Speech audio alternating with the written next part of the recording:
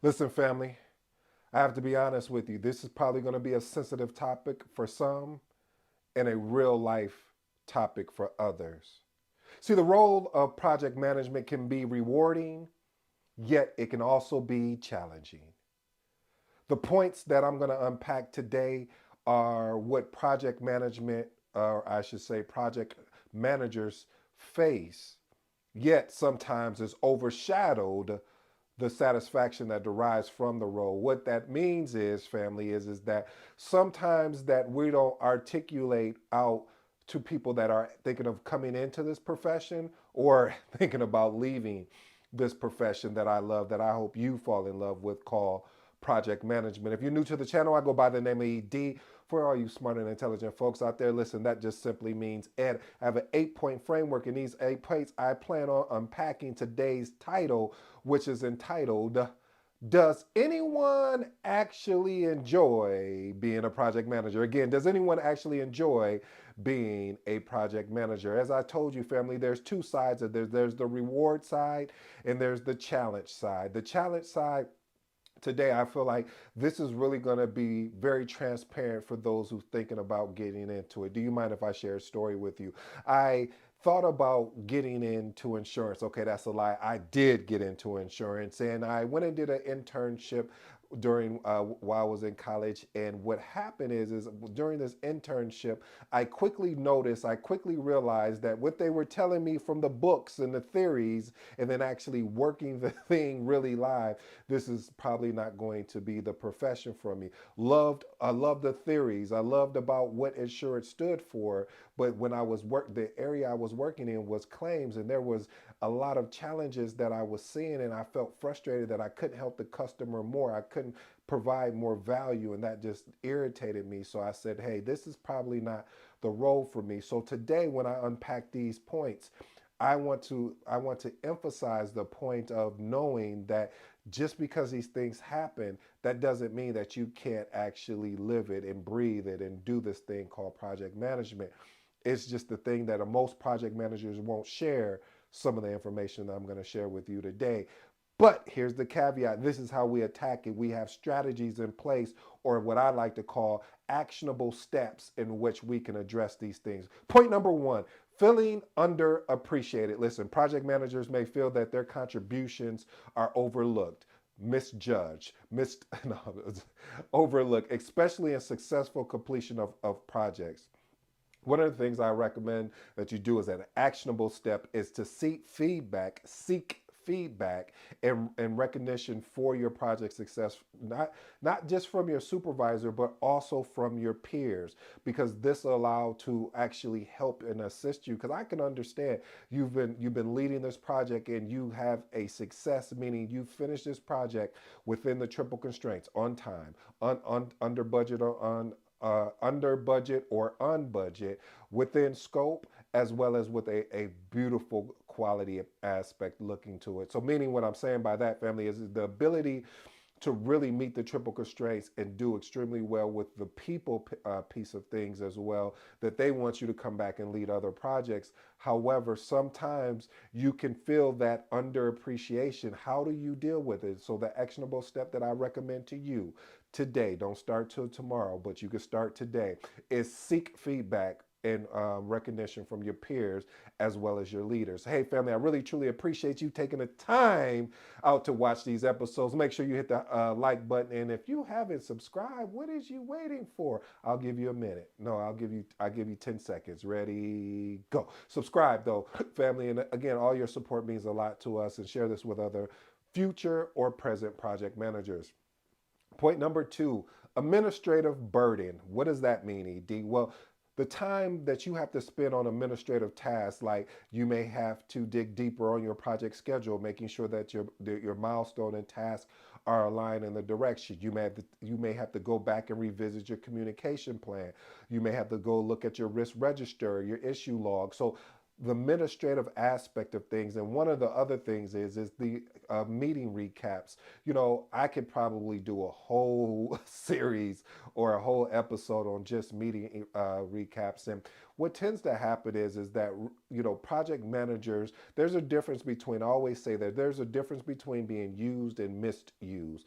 As a project manager, we have to understand when we're being misused. When someone is inviting you to a meeting, that and what they're looking for you is just, oh, because you're the project manager, you could take notes and document and get everything organized. Yes, you can, but is this related to the project that you're working on? I've been pulled in projects that is not even my project, and you find yourself like, why am I taking the notes, or why am I doing that's a whole nother rant that I can go down. But the importance of it is, though, family, is when you are with the administrative burden, you have to understand the ability to streamline your administrative processes and using automation. I'll slow that down again. Using automation tools where possible, because if not, you will eventually get burned out from the administration aspect of things. Point number three, where I see a lot of project managers, new, existing people that have been in this project management game for a long time, is the difficulty in engaging stakeholders. Stakeholders is your bread and butter. Stakeholders are the ones that are really going to make or break your project. I wish I could give it to you something more lighter, something more easier to digest, but this is the truth. When you have difficult stakeholders, you will find yourself in a uphill battle. But how you address that is, we're going to look at a strategy. Developing a communication plan tailored. The word tailored meaning basically customized to each stakeholder's preferences and needs. I know that's a lot of work. I know I'm asking more of you, but you didn't sign up just to be average.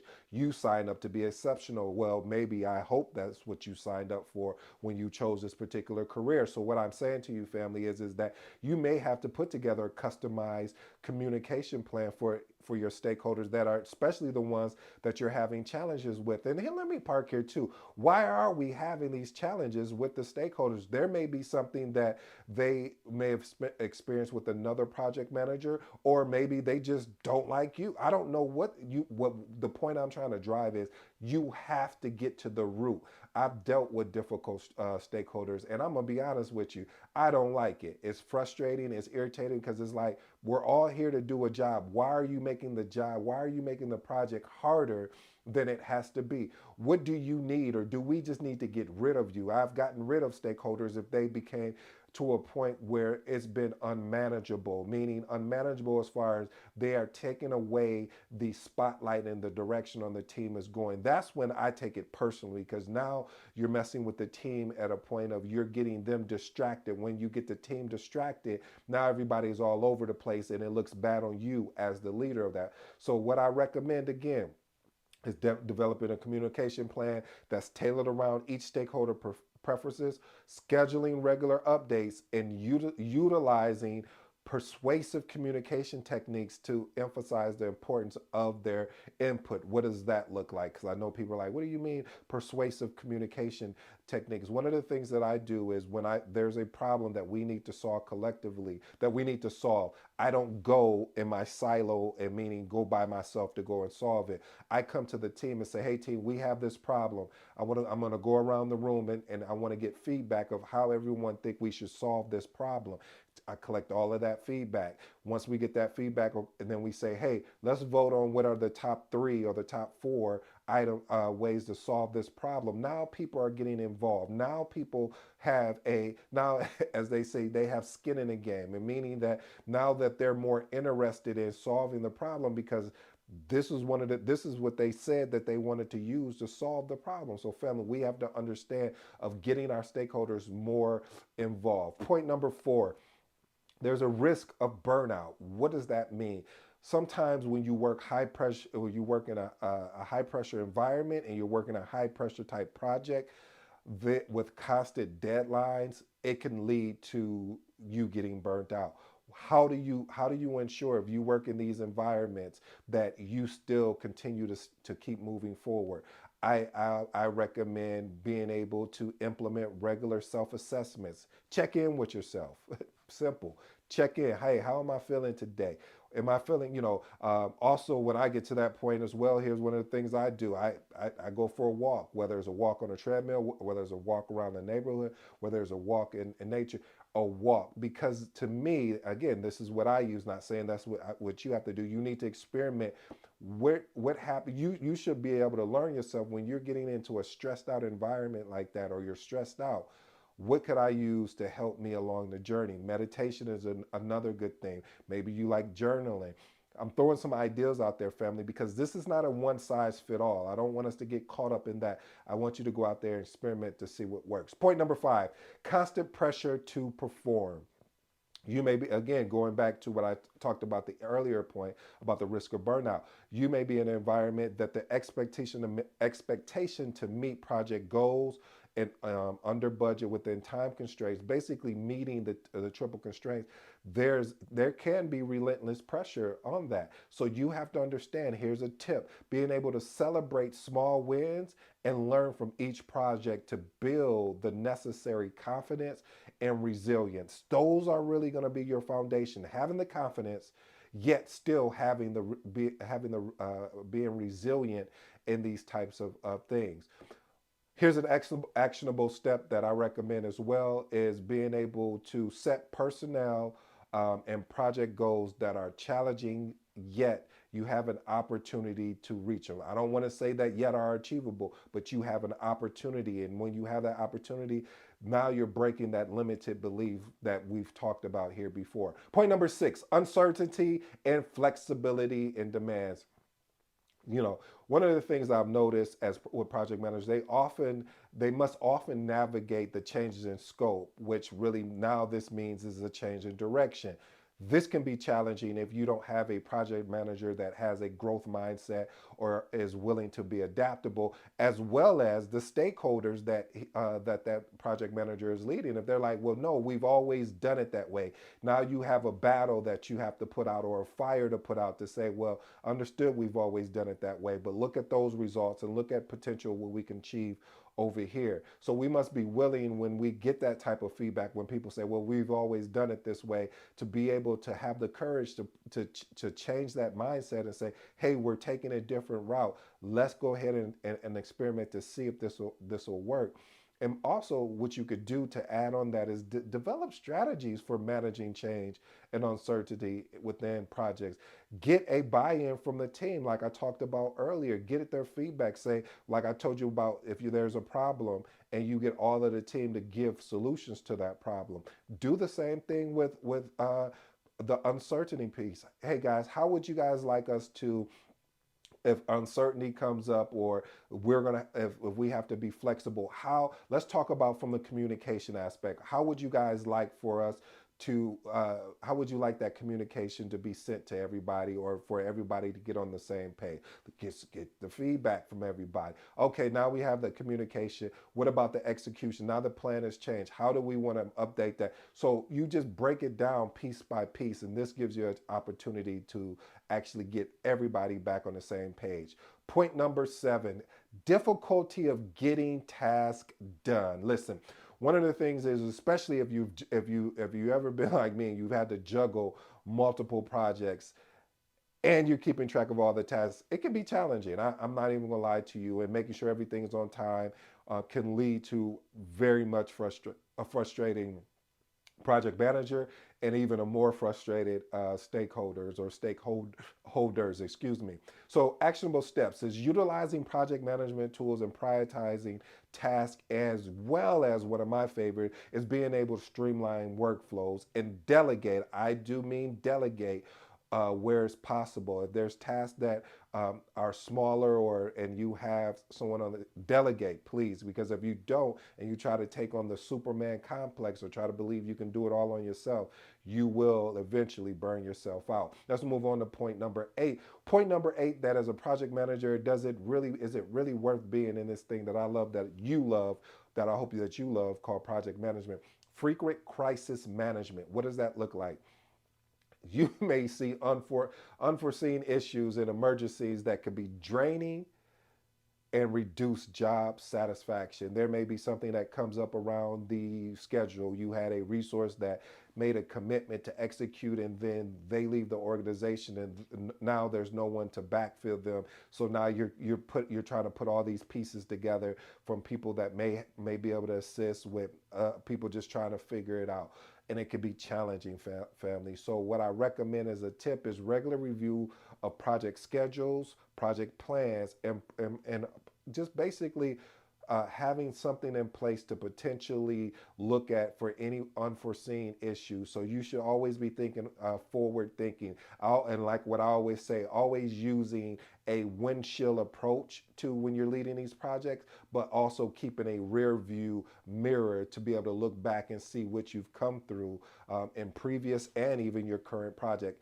My bonus for today, family, is navigating, or I should say, yeah, navigating organizational politics. This is going to be very interesting because you have to manage relationships. That's one of the key aspects of project management is your ability to manage relationships while you're navigating the politics within the organization.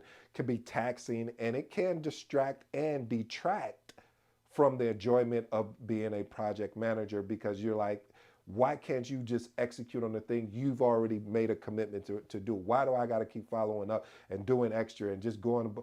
It's just part of the job. And when you get a great team, you won't have to do those things. But in the meantime, in between time, this is what it calls. So remain neutral, stay focused on project objective, use your understanding of the organizational dynamics to anticipate and mitigate any potential issues. Listen, family, I want to be upfront again and honest with you. If you stayed this long, I'm going to give you, here are my closing remarks. Does anyone actually enjoy being a project manager?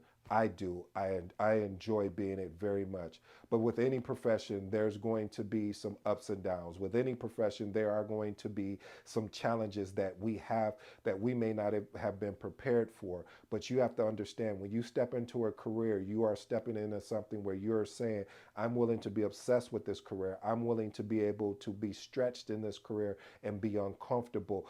And if you're not, then maybe this is not the career for you. You may need to do something else. And like I shared with you about insurance, I thought for sure, yep, I'm going to insurance.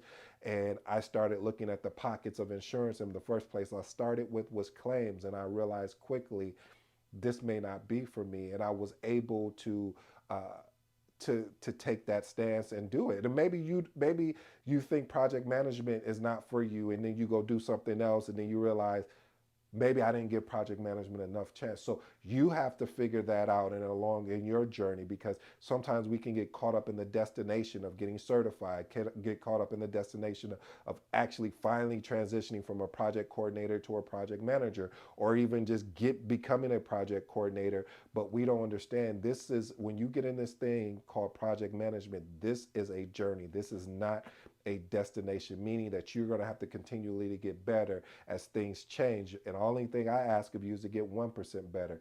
Until next time, this has been your boy ED, and I'm out.